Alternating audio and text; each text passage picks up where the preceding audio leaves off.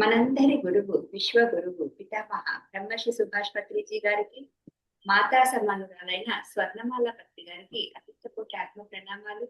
మరి ఈ Zoom session ద్వారా పాల్గొంటున్న ఆత్మ బంధువులందరికీ ఆత్మ ప్రణామాలు. తిరుమలనాథ పిరమిడ్ ట్రస్ట్ ఆధ్వర్యంలో టిఎంసి ఛానల్ కి స్వాగతం, సుస్వాగతం. ఈ ఛానల్ ద్వారా ప్రతిరోజు ఉదయం 11 గంటలకి మనం జ్ఞానాన్ని తెలుసుకుంటూ తర్వాత ధ్యానం చేస్తున్నాం ఫ్రెండ్స్. మరి గత 11 రోజులు యోగుల గురించి తెలుసుకున్నాము, వాళ్ళ జీవిత విశేషాలు తెలుసుకున్నాము. మరి ఈ 11 రోజుల సిరీస్ లో మనం వాళ్ళు చెప్పిన జ్ఞానాన్ని తెలుసుకున్నాము. మరి ఈ రోజు మనకి జ్ఞానాన్ని పంచడానికి మన ముందున్నారు సునీతా కుమారి గారు, తిరుపతి నుంచి కనెక్ట్ అవుతున్నారు. మేడం 2022లో ఈ ధ్యానంలోకి అడుగు పెట్టడం, దాని తర్వాత తటవర్తి గారి జూమ్ సెషన్స్ ద్వారా ధ్యానం చేయడమే కాదు, ధ్యాన ప్రచారం చేయడం, క్లాసెస్ తీసుకోవడం స్టార్ట్ చేశారు. మరి ధర్మో రక్షిత రక్షిత అనే దాన్ని తను నమ్ముతూ ఆచరిస్తూ తన ఫ్యామిలీ మొత్తాన్ని ధ్యానమయం చేయడానికి ప్రయత్నం చేస్తూ ఉన్నారు మేడం. ఎన్నో సెషన్స్ తీసుకుంటూ ఉంటారు. మరి ఈ రోజు తన జ్ఞానాన్ని అందించడానికి యోగ శాస్త్ర పితామహుడు పతంజలి గురించి మేడం చాలా అద్భుతంగా లాస్ట్ సెషన్ లో మనకు తెలియజేశారు. మరి పతంజలి ముఖ్యంగా మనకు తెలియజేసిన సిద్ధాంతం ఏంటి అనే దాని గురించి ఈ రోజు మేడం మనం ముందుంటున్నారు. Welcome madam, welcome to the session. Over to you madam. నమస్తే మేడం. నమస్తే మేడం, స్టార్ట్.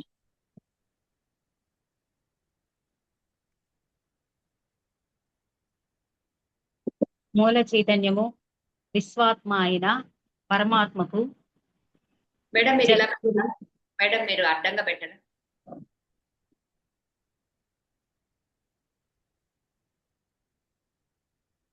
ఓకేనా? ఇప్పుడు ఇంకా వస్తుంది. ఓకేనా మేడం? ఓకే.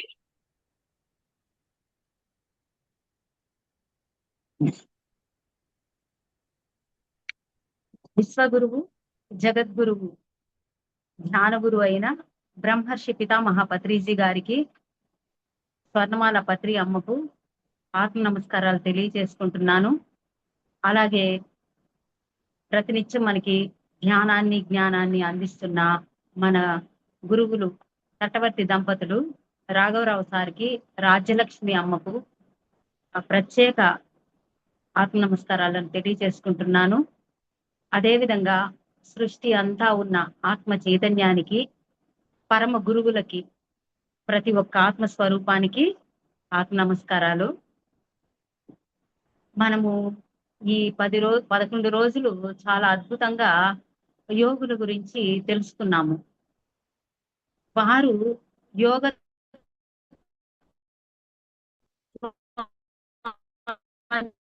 వాయిస్ కట్ అవుతుంది కోసము పడ్డారు. అది కళ్ళకి కట్టినట్టుగా ప్రతి ఒక్కరు. Voice okay madam?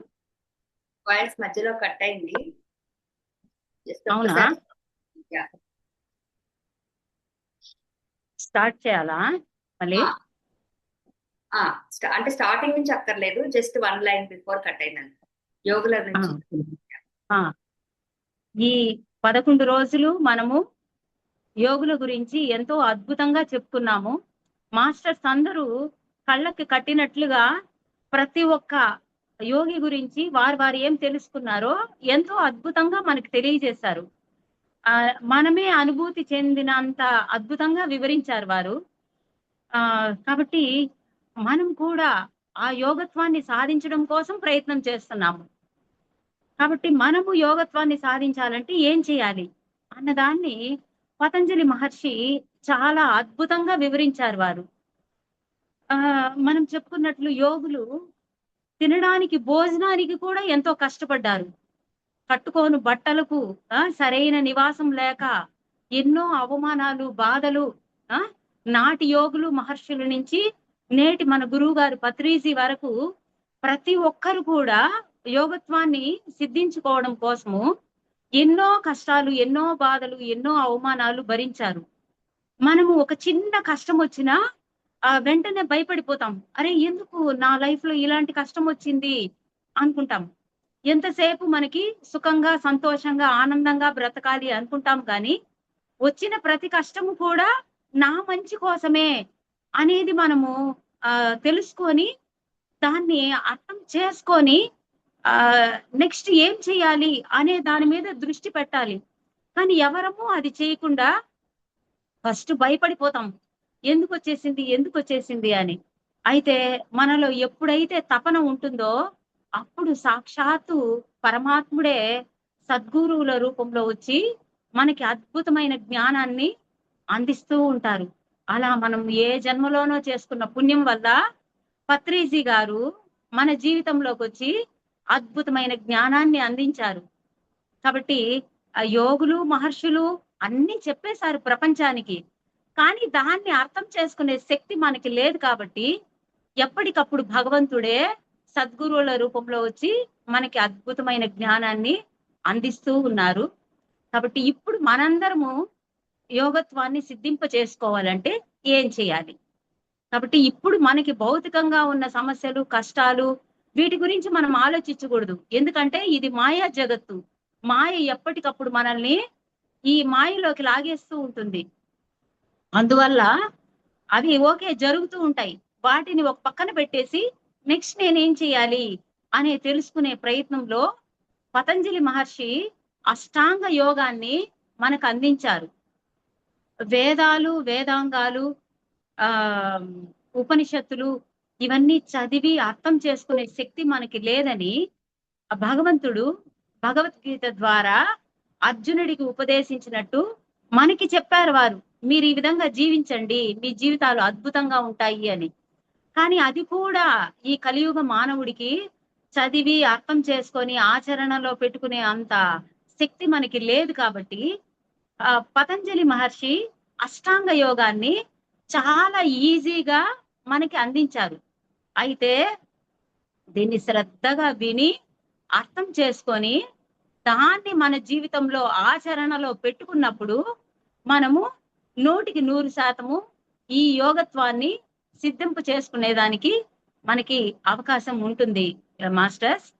కాబట్టి పతంజలి మహర్షి ఏం చెప్పారంటే అష్టాంగ యోగము, యోగ చిత్తవృత్తి నిరోధ అని చెప్పారు. యోగం చేయడం వల్ల ఏమవుతుందంటే మన చిత్తము, మన మనసులో ఉన్న ఆలోచనలన్నీ ఖాళీ అయిపోతాయి. అప్పుడు మన జీవితంలో ఏమి జరుగుతున్నా ఎందుకు జరుగుతుంది అన్నదాన్ని అర్థం చేసుకోగలుగుతాము. లేదంటే ఎంతసేపు వాళ్ళ వల్ల జరిగింది, వీళ్ళ వల్ల జరిగింది అని మనం ప్రతి ఒక్క సంఘటనని పక్కన వాళ్ళ మీదకి తోసేసి ఇంకా లేని సమస్యలని, కష్టాలని సృష్టించుకుంటాము, జన్మలని, కర్మలని పెంచేసుకుంటాము. కాబట్టి ఇంకా మనకి కొత్త జన్మలు, కొత్త కర్మలు రాకుండా ఉన్న జన్మలోనే మనం అన్ని పూర్తి చేసుకోవాలి అంటే పతంజలి మహర్షి వారు చెప్పిన ఈ అష్టాంగ యోగాన్ని తెలుసుకొని మన జీవితంలో ఆచరణలో పెట్టుకోవాలి.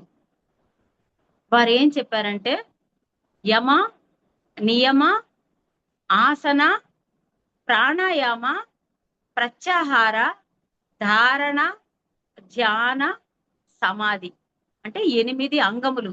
ఈ 8 మనము తెలుసుకొని ఆచరణలో పెట్టుకుంటే ఖచ్చితంగా ఆ యోగులు కష్టపడి వారు ఏ యోగత్వాన్ని అయితే సాధించారో దాన్ని మనం కూడా సాధించుకోగలుగుతాం.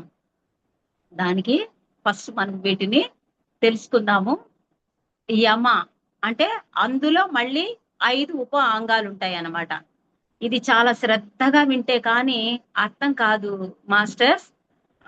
మన ఆలోచన అంతా సబ్జెక్ట్ మీదే పెట్టి అర్థం చేసుకోండి. మ్యామ్ కొంచెం స్లోగా చెప్పండి మేడం. కొంచెం స్లోగా చెప్పండి మ్యామ్, మేము రాసుకుంటాం. ఓకే. యమ అంటే అహింస, సత్యము, బ్రహ్మచర్యము, అస్తేయము, అపరిగ్రహము. ఈ 5 యమలో ఉప అంగాలు అన్నమాట. ఇప్పుడు వీటి గురించి ఒక్కొక్కటిగా వివరించుకుందాము. అహింస మనకి పత్రి గారు మొదట నేర్పింది అహింసనే. ప్రపంచమంతా మాంసం తినేస్తూ సాటి ప్రాణిని అయ్యో అని దయ లేకుండా చంపి తినేసి మళ్ళీ మా జీవితంలోకి ఈ కష్టాలు ఈ బాధలు ఎందుకు వచ్చాయి అని ఆలోచిస్తున్నారే గాని మనం చేస్తున్న తప్పేందో మనకు తెలియదు. దానివల్లే ప్రతి ఒక్కరూ కష్టపడుతున్నారు. కాబట్టి ఫస్ట్ మనం చేయాల్సింది ఏమంటే ధ్యాన మార్గంలోకి వచ్చిన తర్వాత నాకు తెలిసి అందరూ మానేసే ఉంటారు. ఒకవేళ ఎవరైనా ఇప్పుడు కూడా తింటా ఉంటే ఫస్ట్ మీరు చేయాల్సిన మొదటి పని శాకాహారులుగా మారాలి. మాంసం జోలికి వెళ్ళకూడదు. మొదట చేయాల్సిన ప్రథమమైన మన కర్తవ్యం ఏమంటే హింసలో నుంచి అహింసలోకి రావాలి. శుద్ధ సాత్విక శాకాహారులుగా మారాలి. అప్పుడు మాత్రమే మనము ఈ యోగము అన్న మార్గంలో ప్రయాణం చేయడానికి అర్హతని పొందుతాం. అందువల్ల హింస మన మాటల ద్వారా కానీ మన చేతల ద్వారా కానీ మన ఆలోచనల ద్వారా కానీ ఎవరికి హింస అన్నది కలిగించకూడదు. ఇది చాలా మందికి తెలియక మనకి నోరుంది, మనం అరిస్తే ఎవరైనా పడుంటారని మనకన్నా తక్కువ స్థాయిలో ఉన్న వారి మీద, అంటే ఎగ్జాంపుల్ మన ఇంట్లో పని వాళ్ళు ఉంటారు, లేదా ఇంట్లో చిన్న పిల్లలు, పెద్దవాళ్ళు, ముసలి వాళ్ళు ఉంటారు, మన ఇష్టం వచ్చినట్టు అరిచేస్తా ఉంటాము. అలాంటి పొరపాట్లు మనం చేస్తున్నామేమో మనకి మనమే చెక్ చేసుకోవాలి. ఎందుకంటే ఎవరి గురించి వారికే తెలుస్తుంది కాబట్టి అరే నేను ఈ తప్పు చేస్తున్నానా అన్నది తెలుసుకొని దాన్ని మనం మార్చుకోవాలి. లేదంటే మనకి ఖచ్చితంగా ఎవరు చూస్తున్నారు అనుకుంటాము. ప్రతి ఒక్కటి మనం మాట్లాడే మాట, మనం చేసే పని ఎప్పటికప్పుడు రికార్డ్ అయిపోతూనే ఉంటుంది. మనం మంచి చేస్తే మంచి, చెడు చేస్తే చెడు కర్మలు ఎవరికి వాళ్ళు పెంచుకుంటూ ఉంటాము. కాబట్టి మొదటగా మనము హింస ఎవరికి, ఏ ప్రాణికి కానీ ఏ మానవులకు కానీ హింస అనేది కలిగించకుండా అహింసలో జీవించాలి. ఇది మొదటగా పత్రి గారు మనందరికీ ఇచ్చిన సందేశము. ఇది పతంజలి మహర్షి మనకి చెప్పారనమాట. అదేవిధంగా అహింస సత్యము. సత్యం అంటే ఏమిటి? మనం మామూలుగా సత్యహరిశ్చంద్రుడు మనందరికీ తెలుసు. ఆయన ఎన్ని కష్టాలు ఎన్ని బాధలు పడినా కానీ అబద్ధం అనేది చెప్పలేదు. దానికి ఆయన్ని పరీక్ష పెట్టడం కోసము మనం చూసాం కదా అందరము సినిమాల్లో. ఈ దేవీ దేవతలందరూ వచ్చి రకరకాల పరీక్షలు పెడతారనమాట. విశ్వామిత్రుడు ఆయన దగ్గర ఎలాగైనా అబద్ధం చెప్పించాలి అని ఎంతో ప్రయత్నం చేస్తాడు. భార్యని బిడ్డని కూడా అమ్మేసుకుంటాడు కానీ అబద్ధం చెప్పడు. అందువల్ల చరిత్రలో ఆయన సత్యహరిశ్చంద్రుడిగా మిగిలిపోయాడు. అదే విధంగా సత్యం అంటే ఏమంటే భగవంతుడు ఒక్కడే సత్యము. కంటికి కనిపిస్తున్న ఈ సకల చరాచర జగత్తు ఒకప్పుడు ఉంటాయి, ఒకప్పుడు ఉండవు. అందుకే ఆదిశంకరాచార్యులు వారు బ్రహ్మ సత్యం జగత్ మిథ్య అని చెప్పారు. అంటే భగవంతుడు ఎప్పుడు ఉంటాడు, కానీ ఈ జగత్ అన్నది ఒకప్పుడు ఉంటుంది, ఒకప్పుడు ఉండదు అన్నమాట. కాబట్టి సత్యం ఏమిటంటే భగవంతుడు ఒక్కడే సత్యము. భగవంతుడు ఎవరంటే మనలో ఉన్న ఆత్మ, ఆత్మే భగవంతుడు అని ముఖ్యంగా మనం తెలుసుకోవాల్సింది ఏమంటే ఈ జ్ఞానమంతా దీనికోసమే. మనం కనిపిస్తున్న ఈ శరీరాలం కాదు, కనిపించని ఆత్మలము. ఆత్మే భగవంతుడు. ఈ సత్యాన్ని గురువు గారు పత్రి గారు వచ్చి చెప్పే వరకు మనకెవరికీ తెలియదు. కానీ ఇప్పుడు మనందరికీ మనము ఆత్మస్వరూపులము అని తెలుసు. కానీ అది అనుభవపూర్వకంగా మనం పొందాలంటే ఇప్పుడు మనం చెప్పుకున్నవన్నీ అర్థం చేసుకొని వాటిని ఆచరణలో పెట్టుకోగలగాలి. ఇప్పుడు నేను ఈ శరీరాన్ని అనుకున్నప్పుడు మన జీవితంలో ఏమి జరిగినా వెంటనే రియాక్ట్ అయిపోతాం. ఇలా ఎందుకు జరిగింది, అలా ఎందుకు జరిగింది అని. అదే నేను ఈ శరీరాన్ని కాదు, నేను ఆత్మను అనుకున్నప్పుడు ఓకే అని అన్నింటినీ యాక్సెప్ట్ చేయగలుగుతాము. అంటే ఆత్మ అన్నది సత్యము అనుకున్నాము. అంటే ఏమని? భగవంతుడు ఎప్పుడు ఉండేవాడు, మనం కూడా ఎప్పుడు ఉండేవాళ్ళమే. ఈ రోజు ఉండి రేపు లేని వాళ్ళము అనుకుంటాము. అంటే ఈ శరీరం వదిలేస్తాం కానీ ఆత్మ అన్నది ఎప్పటికీ ఉంటుంది. అందువలన జన్మ జన్మలుగా మనం చేసుకున్న పాపము పుణ్యము మన జీవితంలో ఎప్పటికప్పుడు వస్తూ ఉంటాయి కాబట్టి నేను శరీరాన్ని అనుకుంటే ఖచ్చితంగా మళ్ళీ మనకి కొత్త కర్మలు వస్తాయి. అదే నేను ఆత్మను అనుకుంటే ఓకే, ఎప్పుడూ నేను చేసుకున్నవే నాకు వస్తున్నాయి అన్నదాన్ని మనం అంగీకరించగలుగుతాం కాబట్టి మనం మళ్ళీ కొత్త కర్మలు చేసుకోకుండా ఉండడానికి మనం ఈ జ్ఞానాన్ని ఖచ్చితంగా తెలుసుకోవాలి. కాబట్టి ఎప్పుడు కూడా నేను ఆత్మను అన్న ఎరుకలోనే మనం జీవించాలి. కానీ నేను శరీరాన్ని అనుకున్నామంటే మాత్రము ఖచ్చితంగా మళ్ళీ మనము కర్మలు జన్మల్లోకి వెళ్ళిపోతాము. కాబట్టి ముఖ్యంగా మనం గుర్తు పెట్టుకోవాల్సిన సత్యం ఏమంటే భగవంతుడే సత్యము, ఆత్మే సత్యము, నేను ఆ భగవంతుణ్ణి అన్నది తెలుసుకోవడం కోసం ఈ యోగ సాధనలన్నీ. కాబట్టి సత్యం అంటే భగవంతుడు ఒకడే సత్యము. నెక్స్ట్ బ్రహ్మచర్యము. బ్రహ్మచర్యం అంటే స్త్రీ పురుషుల కలయిక లేకుండా ఉండటము బ్రహ్మచర్యము అని అనుకుంటారు. అది కూడా ఒక విధంగా కరెక్టే. ఎలా అనేది మనం చెప్పుకుందాము. మన యోగులు మహర్షులు వారందరూ సృష్టి కొనసాగడం కోసం, సంతానం కోసం మాత్రమే స్త్రీ పురుష సంగమాన్ని చేసేవాళ్ళు. కానీ భౌతిక జగత్తులో ఎవరికి ఏమి తెలియదు కాబట్టి ఎప్పుడు సుఖంగా ఉండాలనుకుంటారు. ఆ సుఖం వల్ల ఏమవుతుంది అంటే మనలో శక్తి తగ్గిపోయి మనము ఆత్మ సాక్షాత్కారం పొందడానికి దూరం అయిపోతాం అన్నమాట. అందువల్ల బ్రహ్మచర్యము అంటే బ్రహ్మము అంటే భగవంతుడు, చర్యము అంటే దగ్గరగా ఉండడం, భగవంతుడికి దగ్గరగా ఉండటం బ్రహ్మచర్యము అని ఇంకొక అర్థము. కాబట్టి సృష్టి కొనసాగడం కోసము సృష్టి కార్యం అన్నది జరగాలి. అంతేకాని మనం ఈ శరీరంలోకి ఎందుకు వచ్చామంటే సత్యాన్ని తెలుసుకోవడం కోసం. సత్యాన్ని తెలుసుకోవాలంటే ఈ బ్రహ్మచర్యం అంటే భగవంతుడికి దగ్గరగా, అంటే ఎప్పుడు మనం ఏ పని చేస్తున్నా మన దృష్టి ఆత్మ మీదే ఉండాలి. ఎప్పుడు ఆత్మ మీదే మన దృష్టి ఉన్నప్పుడు మనకి ఇంకా కొత్త కర్మలు అన్నవి అంటుకోవు. కాబట్టి దానికోసము పతంజలి మహర్షి వారు బ్రహ్మచర్యాన్ని పాటించాలి అని చెప్పారు. అదేవిధంగా మనం ఉదాహరణకు తీసుకుంటే స్వామి వివేకానంద ఆయన ఎన్నో ఆశ్రమాలు తిరుగుతూ ఈ ధ్యానాన్ని జ్ఞానాన్ని ప్రచారం చేసేటప్పుడు ఒక అమ్మాయి ఆయన్ని ఇష్టపడి ఆయన చుట్టూనే తిరుగుతూ ఉంటుందంట.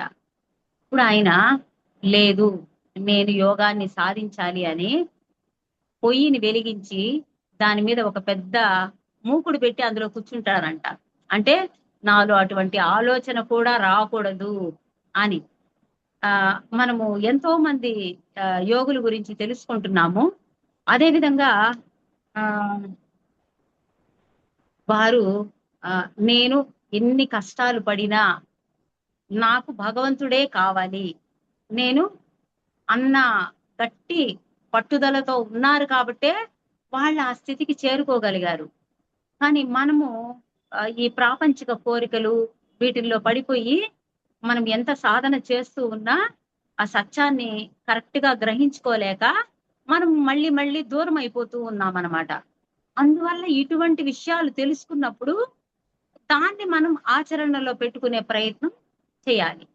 కాబట్టి బ్రహ్మచర్యం అంటే భగవంతుడికి దగ్గరగా ఉండడము. అంటే సర్వకాల సర్వావస్థల్లో మనము ఏ పని చేస్తూ ఉన్నా మన దృష్టి ఆత్మ మీదే ఉండాలి. దీనికి ఎగ్జాంపుల్ తల్లి వంట పని చేస్తున్నా, ఇంట్లో ఇంక ఏ పనులు చేస్తూ ఉన్నా ఆమె దృష్టి అంతా ఎక్కడ ఉంటుంది? ఉయ్యాల్లో ఉన్న బిడ్డ మీదే ఉంటుంది. లేదు స్కూల్కి పంపిస్తే బిడ్డ వచ్చే టైం అయింది కదా, వాళ్ళకి ఏం కావాలి ఏమి అని ఎలా అయితే ఒక తల్లి దృష్టి ఎప్పుడూ బిడ్డ మీద ఉంటుందో అదే విధంగా మనం కూడా మన పనులు చేసుకుంటూనే ఏ పని చేస్తూ ఉన్నా మన దృష్టి ఎప్పుడు ఆత్మ మీదే ఉండాలి. ఎప్పుడైతే ఆత్మ మీదే మన దృష్టి ఉంటుందో అప్పుడు మనం ఇంకొంచెం ఆత్మస్థితికి చేరడానికి దగ్గర అవుతూ వస్తాము. కాబట్టి బ్రహ్మచర్యము అంటే భగవంతుడికి దగ్గరగా ఉండటము. నెక్స్ట్ అస్థేయము. అస్థేయము అంటే ఇంకొకరి వస్తువుని బలవంతంగా లాగేసుకోవడం. ఈ విషయము మనకు తెలుసు. ఇది మన వస్తువు కాదు అని మనకు తెలిసినా కూడా ఒక్కొక్కసారి నాకు కావాలి అనుకుంటే బలవంతంగా లాగేసుకునేది అలాంటివి మనం చూస్తున్నాం కదా సమాజంలో. అదే విధంగా ఇంటి దగ్గరికి కూరగాయలు గంప తీసుకొని వస్తారనుకోండి. ఆ 1/4 కిలో అంటే మళ్ళీ ఎన్నో కూరగాయలు తీసి వేసేసుకుంటూ ఉంటారు. వాళ్ళు పాపం ఏమి అనలేక అంటే మాట్లాడగలిగిన వాళ్ళు మాట్లాడతారు, మాట్లాడలేని వాళ్ళు పాపం మౌనంగా లోపల వాళ్ళు వేదన చెందుతారు. కాబట్టి అవన్నీ కూడా మనకి కర్మలుగా చుట్టుకుంటాయి. చూడండి, ఇలాంటి చిన్న చిన్న విషయాల వల్ల మనకి ఎంతో కర్మ అనేది కొత్తగా యాడ్ అయిపోతూ ఉంటుంది. కానీ మనం ఇలాంటివన్నీ గ్రహించుకోము. మళ్ళీ మనం ఏమనుకుంటాము, నేను మంచిదాన్ని కదా, నాకెందుకు ఈ సమస్యలు వచ్చాయి, నాకెందుకు ఈ కష్టాలు వచ్చాయి అనుకుంటామే గాని మనం చేసిన తప్పు మనకు తెలియదు. అందువల్ల మనం జ్ఞానం తెలుసుకున్నప్పుడు అరే ఇంత చిన్న చిన్న విషయాల్లో కూడా మనం తప్పులు చేస్తున్నామా అన్నదాన్ని మనం అర్థం చేసుకొని మనకి మనమే మారాలి. నేను ఇంకొకసారి ఈ తప్పు చేయకూడదు, నేను ఈ పొరపాటు చేయకూడదు. అంటే ఇది ఊరికే ఎగ్జాంపుల్. ఇలాంటివి ఇంకెన్ని ఉన్నాయో అర్థం చేసుకోండి. మనము ఎన్నో రకాల తప్పులు పొరపాట్లు చేసేస్తూనే ఉన్నాము. మళ్ళీ నేనేం చేయలేదని మనకు మనమే అనుకుంటాము. కాబట్టి ఎవరికి వాళ్ళే నేను ఎక్కడ తప్పు చేస్తున్నాను, నేను ఎక్కడ పొరపాటు చేస్తున్నాను అని తెలుసుకున్నప్పుడు మనకి కొత్త కర్మలు అన్నవి రాకుండా మనం ఇంకొంచెం ఆత్మస్థితి ఎదగడానికి ఇటువంటివి మనకి సహకరిస్తాయన్నమాట. కాబట్టి అస్థేయము అంటే ఏదైనా సరే ఇంకొకరిది అన్నదాన్ని మనం తగలకూడదు. ఇంకొకరి వస్తువుని మనం కలలో కూడా ఇది నాది అని అనుకోకూడదు. అదేవిధంగా అపరిగ్రహం అంటే దొంగతనం. మన అందరము అటువంటి పనులు చెయ్యము, కానీ మనం తెలియకుండా కూడా కొన్ని చేసేస్తూ ఉంటాం అన్నమాట. తెలిసి చేసినా తెలియక చేసినా తప్పు తప్పే. దీనికి చిన్న ఎగ్జాంపుల్ ఏమంటే, మనము పక్కింట్లోనో లేదంటే ఎక్కడైనా వస్తూ ఉంటే చెట్లో మంచిగా పూలు కాసాయి అనుకోండి, మనం ఏమనుకుంటాము, దండిగా పూలు ఉన్నాయి కదా, 4 పూలు తీసుకెళ్ళి మన ఇంట్లో దేవుడికి పెట్టి పూజ చేస్తాము అనుకుంటాము.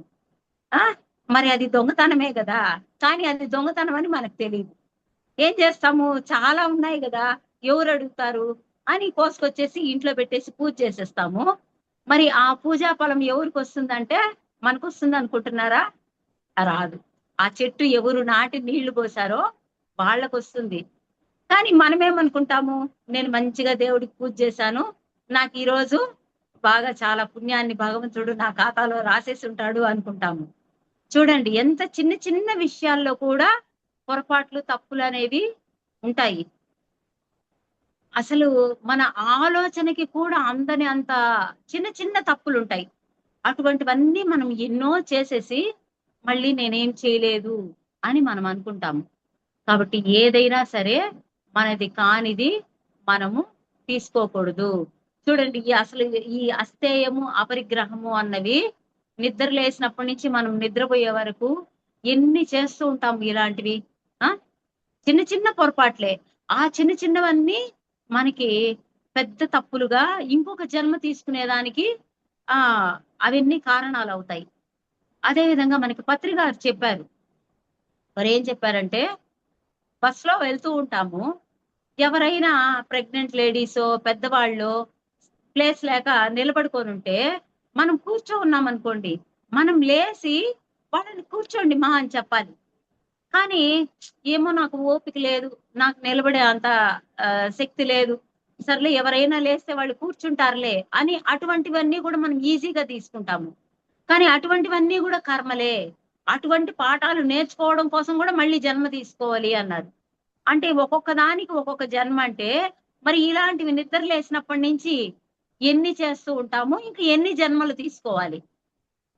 అంటే చూడండి, అప్పుడు మనం ఎంత ఎరుకతో నడుచుకోవాలి.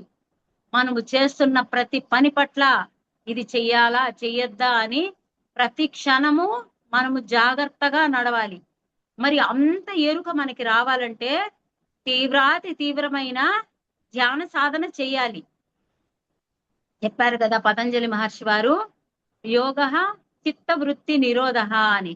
అంటే ఈ సాధన చేయడం వల్ల ఏమవుతుందంటే మన మనసు ఎప్పటికప్పుడు ఖాళీ అయిపోతూ వస్తుంది. ఆ ఖాళీ అయినప్పుడు మాత్రమే మనం గ్రహించుకోగలుగుతాము.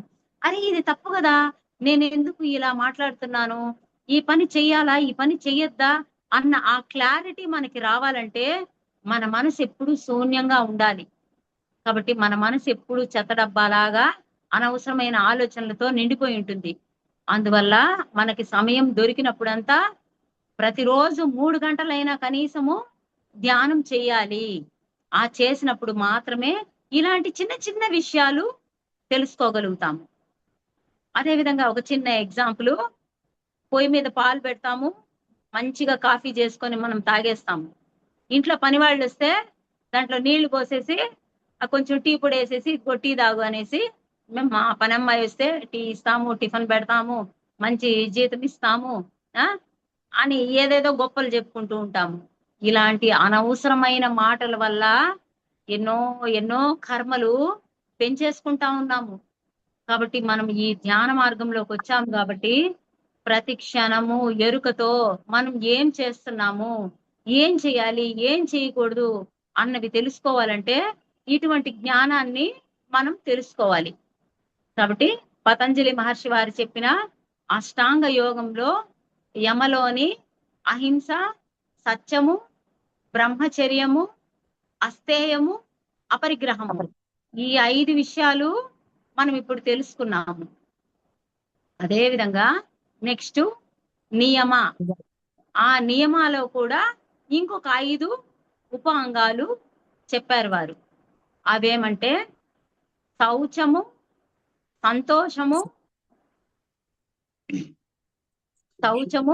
సంతోషము, తపస్సు, స్వాధ్యాయము, ఈశ్వర ప్రణిధానము అని ఈ 5 ఉప అంగాలు చెప్పారనమాట. కాబట్టి మొదట శౌచము. శౌచము అంటే శుభ్రత. శుభ్రత అంటే ప్రతిరోజు స్నానం చేస్తున్నాం కదా, మనం శుభ్రంగా ఉన్నాం కదా అనుకుంటాం కదా. శరీరానికి పాతాళ గంగ, ఆత్మకు ఆకాశ గంగ. కాబట్టి ఆకాశ గంగని మనం నిరంతరం ధ్యాన సాధన ద్వారా మన చిత్తంలో ఉన్న వృత్తులు అంటే మన ఆలోచనలు ఎప్పుడైతే ఆగిపోతాయో అప్పుడు మాత్రమే ఆ విశ్వమయ ప్రాణశక్తి మన శరీరంలోకి వచ్చి మన ఆత్మ శుద్ధి అనేది జరుగుతుంది. ఎప్పుడైతే మనసు మలినంగా ఉంటుందో అప్పుడు మనం చేసే పనులన్నీ కూడా మంచిగా సక్రమంగా ఉండవు అన్నమాట. కాబట్టి ఎప్పుడైతే మనము మంచిగా సాధన చేసి విశ్వమయ ప్రాణశక్తి మనలోకి వస్తుందో ఇప్పుడు మనకి ఆటోమేటిక్ గా మనలో ఉన్న అరిషడ్ వర్గాలు వాటిని మనం అదుపులో ఉంచుకోవాలి. కానీ మనం ఏం చేస్తాము, కోపం వస్తే అరిచేస్తాం. ఏది కోరుకోవాలి ఏది కోరుకోకూడదన్న విచక్షణ లేకుండా కంటికి కనిపించినవన్నీ మనకి కావాలని కోరుకుంటాము. లోభము అంటే సాటి వాళ్ళకి ఆకలిగా ఉంది అంటే కూడా అంత అన్నం పెట్టడానికి కూడా ఇష్టపడమన్నమాట. ఇది కూడా ఉంటే ఇంకొక పూట మనమే తినేస్తాము, లేదంటే ఇంట్లో వాళ్ళకి ఉంటుందిలే అని. అంటే ఎంత తక్కువగా ఆలోచించాలో అంత తక్కువగా వెళ్ళిపోతుంది మనసు. ఇది ఒక మాయా మృగం అన్నమాట. ఎప్పటికప్పుడు మనల్ని ఎంత కిందకు లాగేయాలో లాగేస్తూ ఉంటుంది. ఎప్పుడైతే మనము ఇటువంటి సాధనలు చేసి జ్ఞానం పొంది ఎప్పటికప్పుడు మనల్ని మనము అరే ఏంటిది ఇలా ఆలోచిస్తున్నాను, ఏంటిది ఈ పని నేను ఇలా చేస్తున్నాను అని మనకు మనమే చక్కబెట్టుకుంటూ మార్చుకుంటూ రావాలి. కాబట్టి శుభ్రత అంటే పైన కనిపించే ఈ శరీరాన్ని శుభ్రం చేయడమే కాదు, మన లోపల ఉన్న మన మనసులో ఉన్న మలినాలన్నీ పోగొట్టుకోవాలి.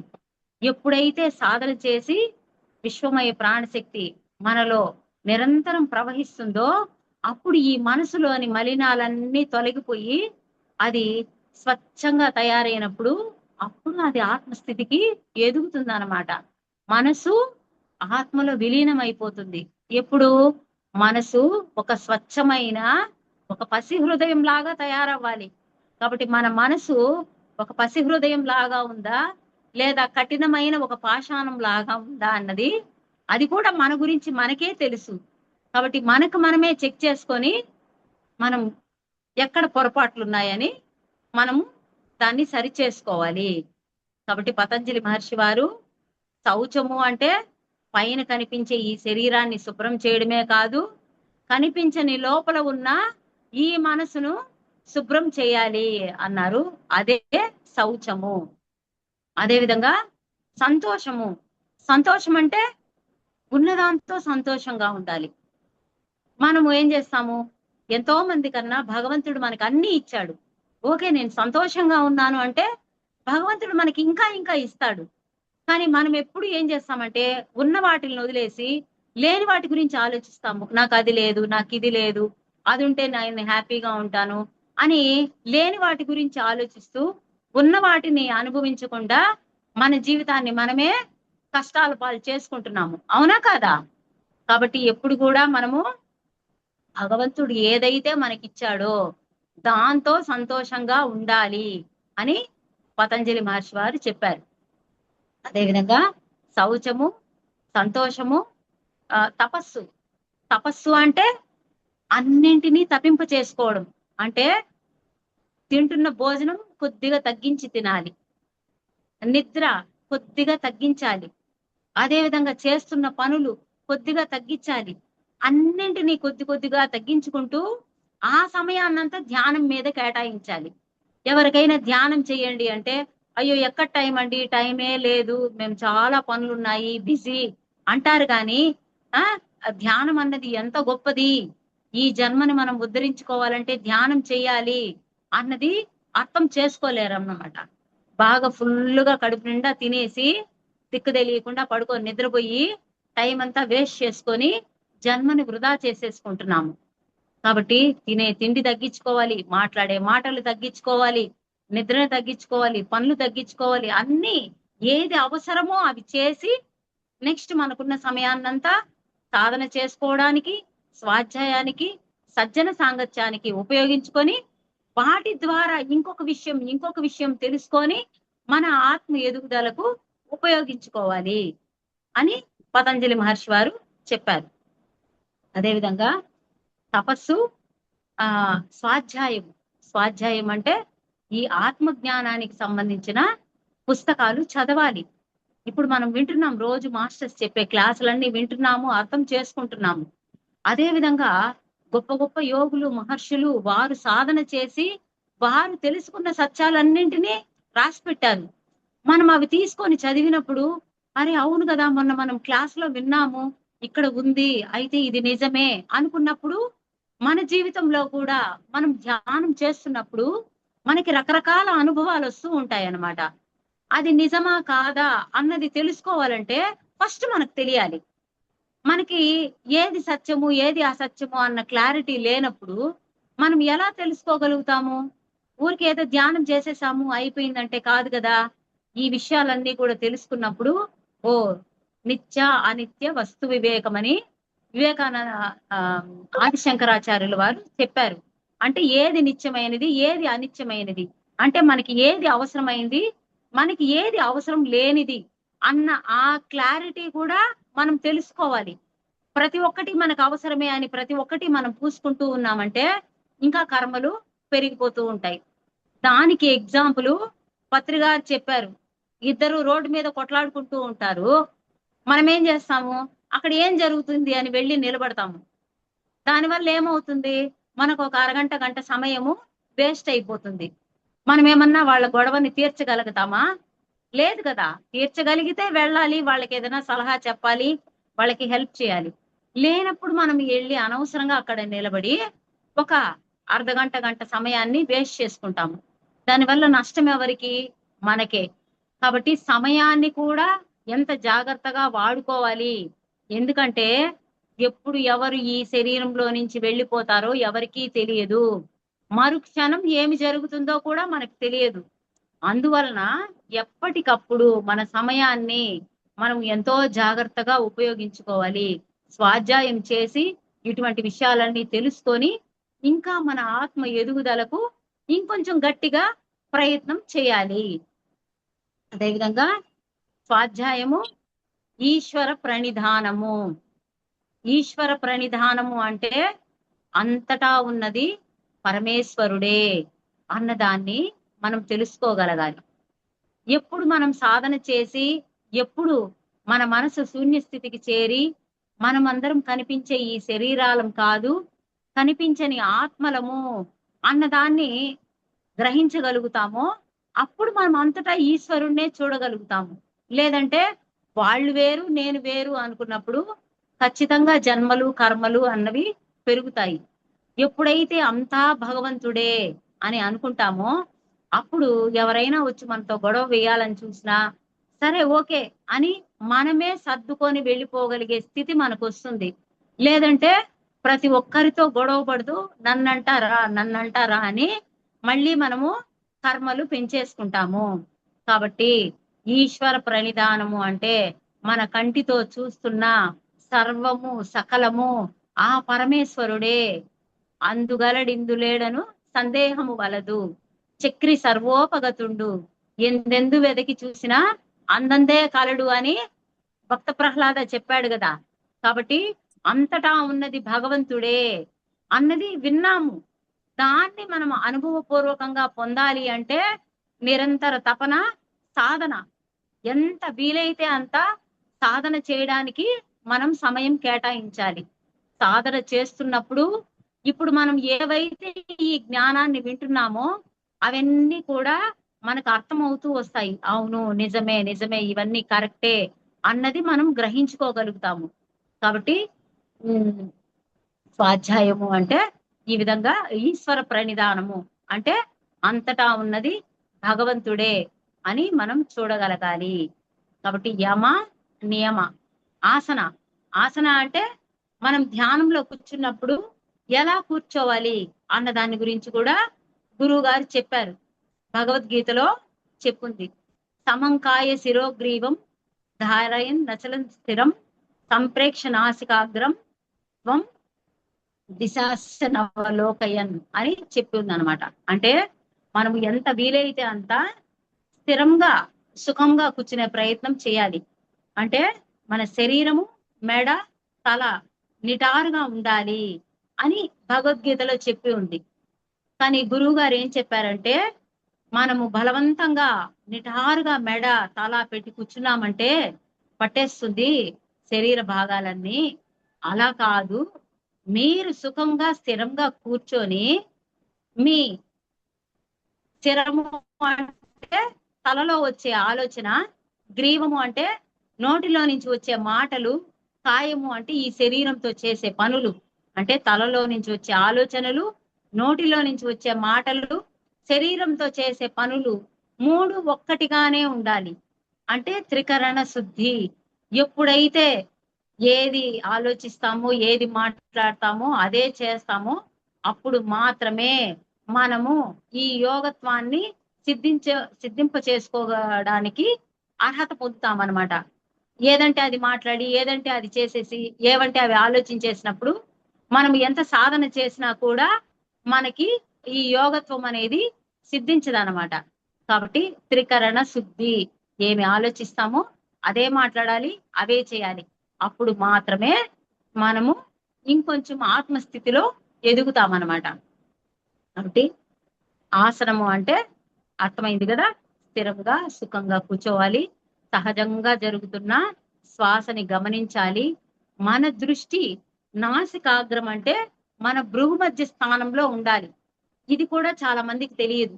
శ్వాసని గమనిస్తూ ఉంటారు, ఎక్కడెక్కడో ఆలోచిస్తూ ఉంటారు, దృష్టి ఎక్కడికెక్కడికో వెళ్ళిపోతూ ఉంటుంది. మళ్ళీ దృష్టిని తీసుకొచ్చి శ్వాస మీద పెడతారు కానీ మన దృష్టి అన్నది భృగు మధ్యం మీద ఉండాలి అని గీతలో ఉంది. కాబట్టి ఎవరి అయినా ఇక్కడ కరెక్షన్ ఉంటే చేసుకొని ఇక నుంచి దృష్టిని భృగు మధ్యం మీద నాసికాగ్రం అన్నారు. కాబట్టి భృగు మధ్య స్థానంలో దృష్టిని నిలిపి సాధన చెయ్యండి. అప్పుడు ఇంకొంచెం తొందరగా మనము ఆత్మస్థితికి దగ్గర అవుతాం అన్నమాట. ఆసనము మా సింక్ లో పెట్టేసినావా ప్లీజ్. యమ నియమ ఆసన. నెక్స్ట్ ప్రాణాయామ. ప్రాణాయామ అంటే మన ప్రాణాన్ని ఆయామం చేయడం, అంటే పైకి తీసుకెళ్లడం. మనం తీసుకున్న శ్వాసలు ఎప్పుడు కూడా కిందకు వచ్చేస్తూ ఉంటాయి అన్నమాట. మనం వదిలిపెట్టే శ్వాస 30 సెంటీమీటర్లు ఉంటుందంట. మనం తీసుకునే శ్వాస 8 సెంటీమీటర్లు తక్కువగా ఉంటుందంట. అంటే ప్రతి శ్వాసలోనూ మనము 8 సెంటీమీటర్ల శక్తిని కోల్పోతున్నాం. అందువల్ల శ్వాస మీద ధ్యాస పెట్టి ధ్యానం చేసినప్పుడు మనము సమంగా శ్వాసని తీసుకుంటాము. ఎప్పుడైతే శ్వాసని మంచిగా తీసుకుంటామో అప్పుడు ఆటోమేటిక్ గా మన ప్రాణం అన్నది పైకి వెళ్తూ ఉంటుంది. దాంతో మనము ఇంకొంచెం తొందరగా యోగత్వం అనేది సిద్ధిస్తుంది. దానికోసమే శ్వాస మీద ధ్యానం ఎందుకు చేయాలంటే మనలో నుంచి వెళ్ళిపోతున్న శక్తిని తిరిగి మనం తీసుకోవాలి. శక్తి ఎప్పుడైతే మనం తీసుకుంటామో అప్పుడు ఆటోమేటిక్ గా మన ఆలోచనలు అన్నవి ఆగిపోయి, మనం చెప్పుకున్నాం కదా, విశ్వమయ ప్రాణశక్తి మన లోపలికి వచ్చి మన శరీరంలో ఉన్న 72,000 నాడులు క్లీన్ అవ్వాలి. ఊరికే మనం ఏదో కళ్ళు మూసుకొని ధ్యానం చేసేసాము, మనం సబ్జెక్ట్ అంతా విన్నాము, మనకు అన్ని తెలిసిపోయాయి అంటే అది కాదు మాస్టర్స్. శరీరంలో ఉన్న 72,000 నాడులు క్లీన్ అవ్వాలి. మనసులో ఉన్న అన్ని ఆలోచనలు ఖాళీ అయిపోవాలి. మంచి ఆలోచన ఉండకూడదు, చెడు ఆలోచన ఉండకూడదు. మంచి ఉన్నా దానికోసం జన్మ తీసుకోవాలి, చెడు ఉన్నా దానికోసం జన్మ తీసుకోవాలి. కాబట్టి మన మనసు అన్నది ఎప్పుడు శూన్యంగా ఖాళీగా ఉండాలి. ఎప్పటికప్పుడు దాన్ని ఖాళీ చేస్తూనే ఉండాలన్నమాట. ప్రతిరోజు ఇల్లు క్లీన్ చేస్తాము, ప్రతిరోజు గిన్నెలు కడుగుతాం కదా, అదే విధంగా ప్రతిరోజు సాధన చేస్తూ ఎప్పటికప్పుడు ఈ మనసుని ఖాళీ చేయాలి. అప్పుడు మాత్రమే మన శరీరంలో ఉన్న 72,000 నాడులు క్లీన్ అయ్యి మన ఆత్మ ఎదుగుదల అన్నది ఇంకొంచెం ముందుకు వెళ్తుంది అనమాట. కాబట్టి ఎన్ని నేర్చుకోవాలి, ఎన్ని మార్చుకోవాలి చూడండి.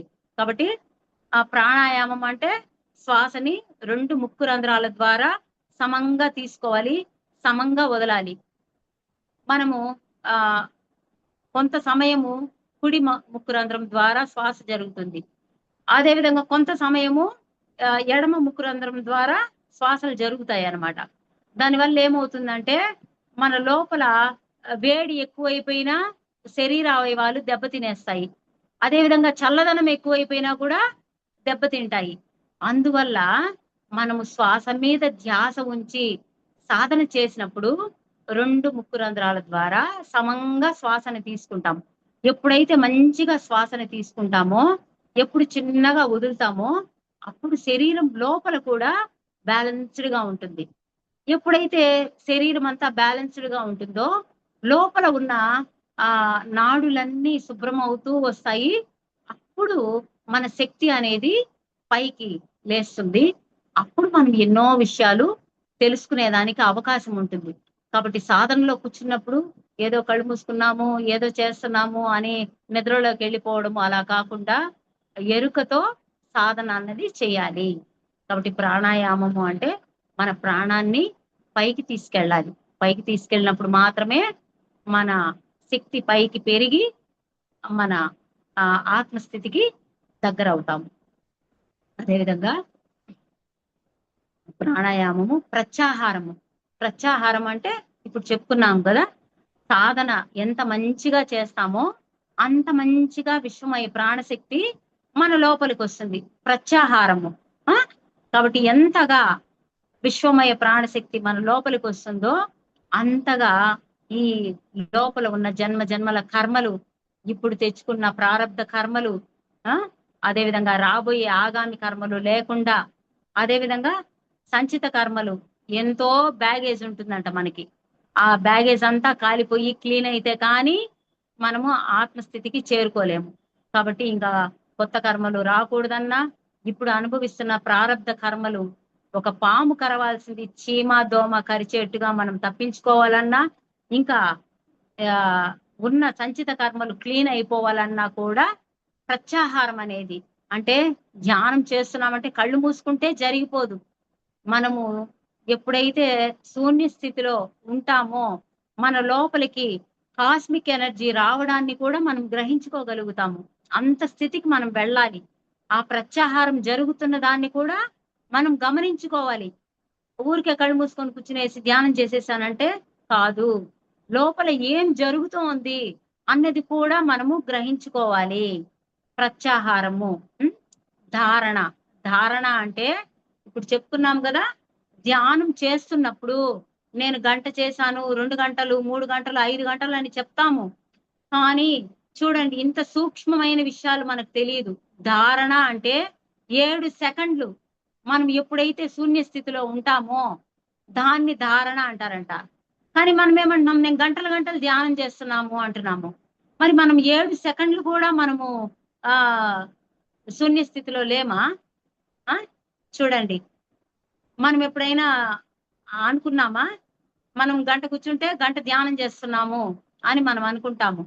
కానీ కాదు మాస్టర్స్, 7 సెకండ్లు మనము శూన్య స్థితిలో ఉంటే దాన్ని ధారణ అంటారంట. అదేవిధంగా ధ్యానము. ధ్యానం అంటే కళ్ళు మూసుకొని కూర్చోవడం ధ్యానము అని మనం అనుకుంటున్నాము. కానీ పతంజలి మహర్షి వారు ఏం చెప్పారంటే 7 ఏళ్ల 49 సెకండ్లు ఎవరైతే శూన్య స్థితిలో ఉంటారో దాన్ని ధ్యానం అన్నారు వారు. మరి మనం ఇన్ని గంటలు కూర్చుంటున్నాము అనుకుంటున్నాము, మరి మనం 49 సెకండ్లు కూడా శూన్య స్థితిలో లేమా? కాబట్టి ఇది కూడా మనము తెలుసుకున్నప్పుడు మరి నేను సాధనలో అన్ని సెకండ్లైనా ఉన్నానా లేదా అన్నది మనం తెలుసుకోగలిగినప్పుడు అప్పుడు విశ్వమయ ప్రాణశక్తి మన లోపలికి ఎంత వస్తా ఉంది, ఎంత మన కర్మలు క్లీన్ అవుతున్నాయి, ఎంతగా మనం ఆత్మకు దగ్గర అవుతున్నాము అన్న విషయాలు మనకు తెలుస్తాయి. లేదంటే ఈ విషయాలు ఏమి తెలుసుకోకపోతే ఏదో నేర్చుకుంటున్నాము, సాధన చేస్తున్నాము అనుకుంటాము.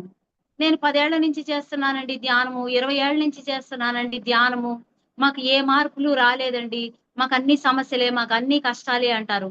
లేదు మాస్టర్స్, ఈ సబ్జెక్టు నేర్చుకొని నిజంగా సాధన చేసినప్పుడు మన జీవితం మన చేతిలోకి వస్తుంది. మనం ఎలా కావాలంటే అలా చక్కదిద్దుకోగలుగుతాము. ఈ సమస్య వస్తోంది, దీన్ని ఏ విధంగా నేను అధిగమించాలి అన్న చిన్న చిన్న పాయింట్లు కూడా మనం తెలుసుకోవాలంటే ఇటువంటి జ్ఞానాన్ని తెలుసుకొని అది ఎంత మాత్రం మనము ఆచరణలో పెట్టుకుంటున్నాము, మన మీద ఎంత ప్రభావం చూపిస్తోంది అన్నది తెలుసుకోవాలి. కాబట్టి 49 సెకండ్లు మనం శూన్య స్థితిలో ఉంటే ధ్యానం చేసినట్లు. కాబట్టి ధ్యానము సమాధి. సమాధి అంటే చనిపోయిన తర్వాత తీసుకెళ్లి పూడ్చిపెట్టేసేది సమాధి అనుకుంటాము. కానీ కాదు ఫ్రెండ్స్, సమాధి అంటే మనం ధ్యానం చేస్తూ ఉన్నప్పుడు ఎప్పుడైతే మనం శూన్య స్థితిలోకి వెళ్తామో అప్పుడు మన లోపల నుంచి మనకి సమాధానాలు వస్తాయన్నమాట. మన లోపల నుంచి మనకి సమాధానాలు వచ్చే స్థితిని సమాధి స్థితి అంటారు. ఇందాక చెప్పుకున్నాం కదా, 7 ఏళ్ల 49 సెకండ్లు సైలెన్స్ గా ఉంటే దాన్ని ధ్యానము అన్నారు. సమాధి అంటే 49 × 7 అంటే 5 నిమిషాల 46 సెకండ్లు ఎవరైతే శూన్య స్థితిలో ఉంటారో వారు సమాధి స్థితికి వెళ్ళినట్లంట. అంటే 6 నిమిషాల సేపు మనం ధ్యానంలో ఏ ఆలోచన లేకుండా ఆత్మతో కూడి ఉంటామో అప్పుడు సమాధి స్థితికి వెళ్ళినట్టు. ఎప్పుడైతే సమాధి స్థితికి వెళ్తామో అప్పుడు ఆటోమేటిక్ గా ఈ సృష్టి ఏమిటి, సృష్టి రహస్యాలు ఏమిటి, ఈ జన్మ ఏమిటి, ఈ కర్మలు ఏమిటి, మనకి ఎన్ని రకాల డౌట్లు ఉన్నాయో అవన్నీ మనం ఇంకా ఎవరిని అడగాల్సిన అవసరం లేదు, ఏ పుస్తకము చదవాల్సిన అవసరం లేదు. మన లోపల ఉన్న ఆత్మే భగవంతుడు కాబట్టి లోపల ఆత్మలో నుంచి మనకి సమాధానాలు వస్తూ ఉంటాయి. మన బుద్ధిలో నుంచి వచ్చేది జ్ఞానము, మన ఆత్మలో నుంచి వచ్చేది ప్రజ్ఞ. అంటే మన ప్రజ్ఞ మనకి ప్రతి ఒక్కటి చెప్పేస్తూ ఉంటుంది.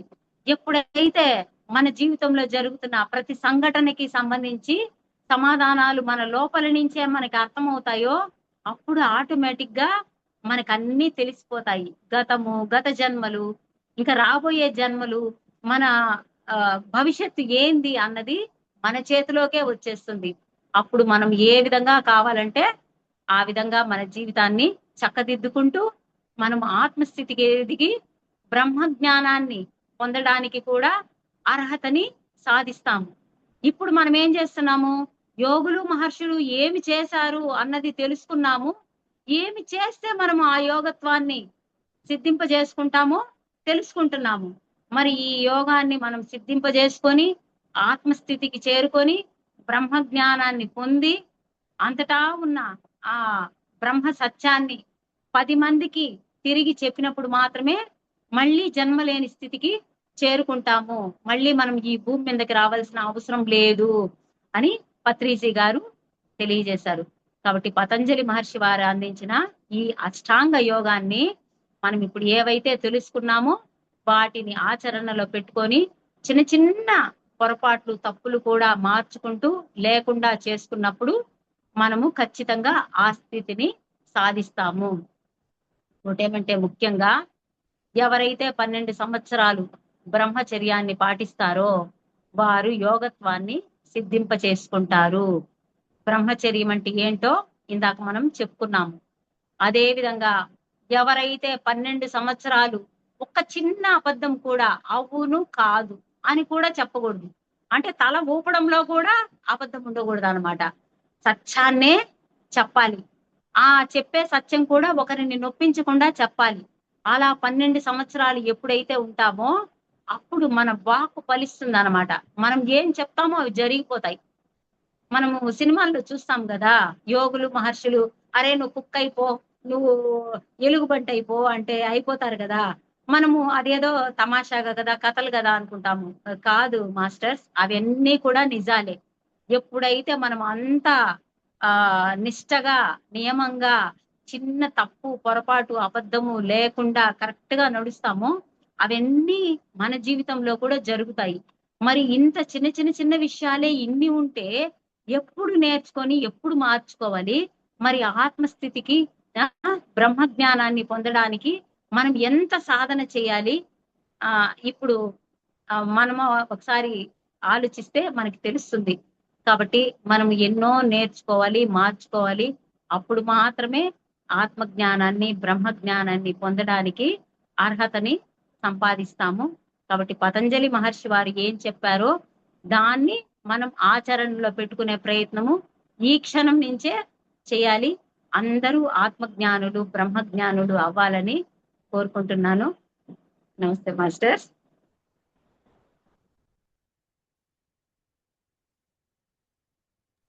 హాయిగా కూర్చున్నాం ఫ్రెండ్స్. ఒక్క 10 నిమిషాలు ధ్యానం చేద్దాము.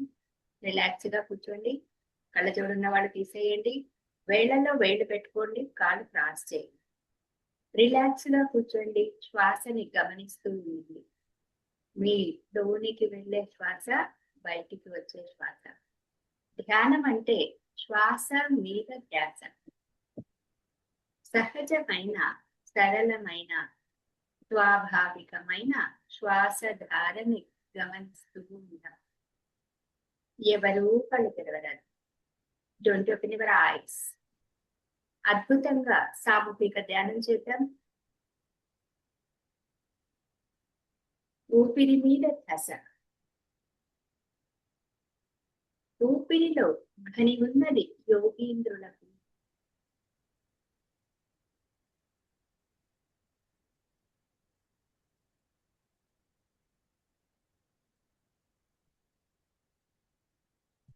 ఉచ్ఛ్వాస నిశ్వాస పవనమన్నుండ నీ భావము తెలిపెనే ఉద్యాల.